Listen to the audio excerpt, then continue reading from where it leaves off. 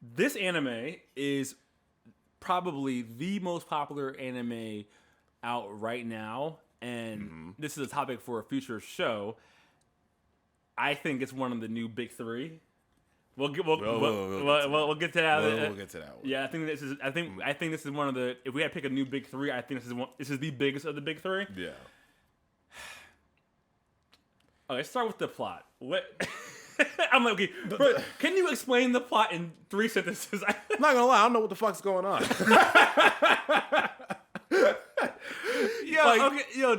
Okay. Okay. I took a lot of time, a lot of rewatching because this anime is so popular, and I'm just like, I don't want to have hot takes for no reason. So basically, I think the anime season 2 is incredible. Yes. And the anime as a whole, narratively, is not disaster. Not great. It is all over the place. We'll get into it, but I think season 2 is incredible, and the storytelling is problematic. Like how they tell the story, it's all over the place. Yeah, and I feel like I'm being contrarian because everyone's like, it's the greatest thing, and it is. It seems amazing. It's just the plot is so tough to follow. The plot, generally speaking, is you have these guys who are I want to say demon slang, but they are sorcerers. They're sorcerers that get. God, I've been watching Demon Slayer, so I'm getting my terminology crossed. Yeah, it is very similar. But they're fighting curses, the curses or whatever, and at the beginning of the show, our main character Yuji eats a cursed object, which gives him the abilities about that.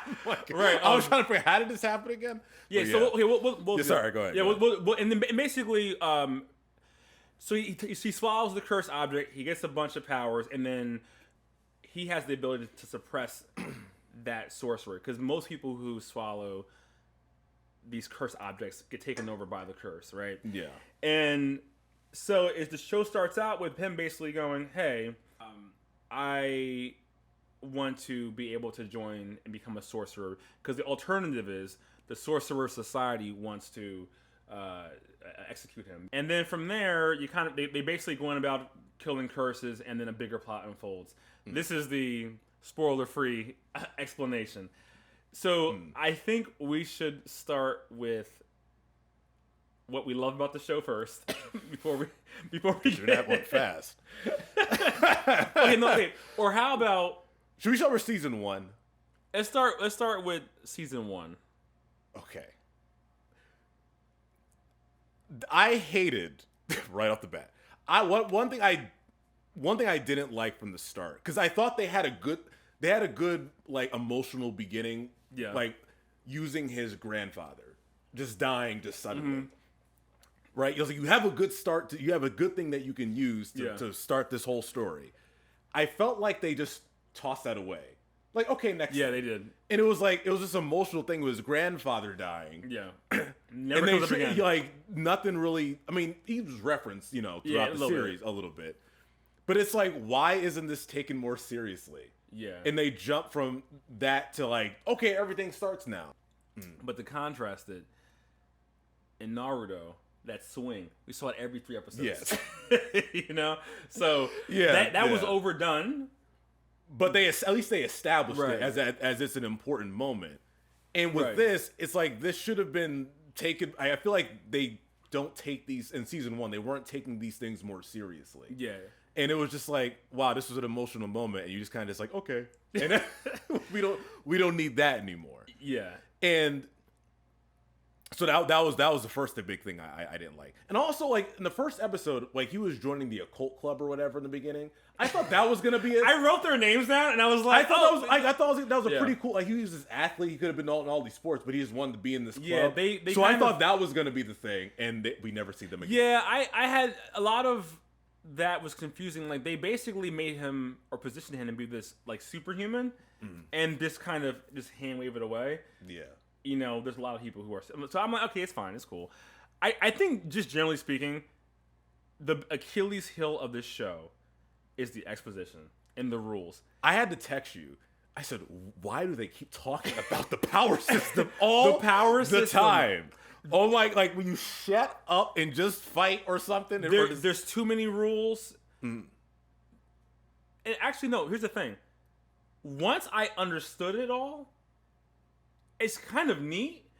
But how they introduce each one of the rules is a little chaotic. Like you're fighting, and he's like, "Ha!" But I can do a domain, and it's like, "Ha!"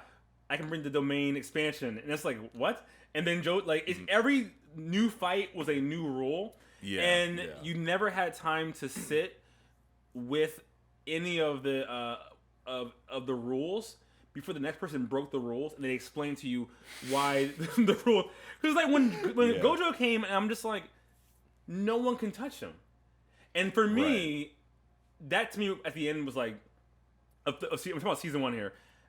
It kind of took a lot of the fun out of it because then you have to contrive a way for him not to be available, for him to like for the plot to progress. When he's not around, they're pretty much screwed. Yeah, and so I think the biggest issue with the show was how they explained the rules. And I watched the first 12 episodes and then rewatch, and then second season, first half, and then rewatch. Yeah. And I'm kind of happy I did, because I was like, oh, I get it. And once you go through all the rules, and I got questions still, because they're still making up stuff as they go along here and there, but it actually is kind of cool, but it's explained so haphazardly to me in season 1. It just felt like they were excited to tell them that, oh, our power system is so cool, blah, blah, blah. I'm like, which is great. I'm glad that you want to show but it's like, the dialogue cannot be so dialogue heavy on like how the powers go. And it's like, okay, you still have a story to tell. Yeah. And like I'm frustrated because I don't know what's going on. Like Gojo can do this, Gojo can do that, and I'm like, and then the Black Flash, and I was like, no, I thought domain expansion was pretty cool. Actually, I thought that was awesome. Oh no, like here's every individual move. Once I got it, the domain expansion is cool. The Black Flash being like a quick side quirk anyone can do. I thought that was pretty cool. I even feel like how curse energy works with the eye. It's all very cool. It is just told so haphazardly. Yeah. And like okay, season 1, I ended up season 1, and I was like, I don't understand why this is even in everyone's running for favorite of a season 1. Yeah. The second half was very fun of season 1. Mm-hmm. Yeah. I thought it ended at a very high note. The fights were great. I think the show is hilarious. It's so funny. Even though they're little heavy-handed with the American references, though, I'm like, we get it. Jennifer Lawrence. I saw a Castaway reference in there. I think. Yeah. You had the Rasengan. They mentioned the Digimon. No, I kind of like that one. I knew you would. Yeah, I was like, oh snap, that was good. Like this show had like there. I loved everything about this show, but my big thing was always the plot, like how it's told. It's just how the plot was told. Like it was like what I love about this, right? It's the music is fantastic. Yeah, music is good. The animation style was great. The set piece, the fight choreography was fantastic. Oh yeah, the fight. No, the fights were all great. Like that's not. I'm not even debating that. Yeah, the fights were really good. It's just it is just ridiculously confusing. Remember I sent you that video that explains the entire fight system. It was a half hour long, and to me, that is ridiculous. Yeah, it's too long. It's like you still have a story to tell. Yeah. So it's like I understand you want to have this big fight system, but it's just like, can you? I personally I like seeing good fights, but I kind of want to see the characters grow, right? Which they did. I feel like a better job with the season 2 because I was cool with it in season 1. I thought Junpei was pretty solid. I'm like, okay, that was a nice arc, yeah. But I did not like the Kyoto Goodwill event where those new characters from other classes or something came in. They just started. I'm like, it was weird. I was like, okay, that just randomly happened. You don't like Panda? I didn't start liking until season 2. I didn't like any of these people until Panda is not a panda. Yeah, Panda. is not a panda. That was also ham-fisted. I think the problem with the show is that I like a slow burn. I'll complain about it, but I like a slow burn because like it was a little too OP too out the gate. You know, everyone was, exactly. Yeah, you know, everybody can do just pretty much everything. It seemed like like almost immediately, and it's like okay, like can they like build up to that first? But they just want to do all that immediately. Literally, Gojo is like flying, like, and I'm like I understand why his character exists. I just feel like there was a way to tell that in him being the greatest. Like he was just flexing all the like everything with Gojo was we have to figure out a way or come up with some contrivance to distract him. Yeah. So that way the other characters like what was the when they were when Gato got infiltrated the high school and then he was off somewhere else, and I was like, come on, he can teleport. He teleported while Yuji was watching a movie. He teleported to Yuji, grabbed them, then teleported back to Jogo while he was fighting Jogo, and I'm just it was like when I saw him teleport. To me, it makes almost like it's like you give him too much to do. You're giving too many things. Now it's harder to like make problems happen because like he can pretty much save the day at all times. Yeah.